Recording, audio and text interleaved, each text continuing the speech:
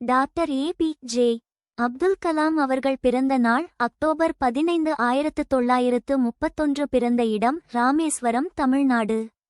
அவர் இந்தியாவின் missile man என போற்றப்படுபவர். மேலும் இந்தியாவின் 11வது குடியரசுத் தலைவர் 2002 முதல் 2007 வரை ஆவார். இன்று 15 அக்டோபர் அவரது பிறந்த நாள் உலக மாணவர் தினம், வேர்ல்ட் ஸ்டூடெண்ட்ஸ் டே ஆகவும் கொண்டாடப்படுகிறது. அப்துல் கலாம் அவர்களின் சிறப்புகள்: இந்தியாவின் மிசைல் மேன் அக்னி, பிருத்வி, த்ரிஷூல், நாக் போன்ற ஏவுகணைகளை உருவாக்கியதில் முக்கிய பங்கு.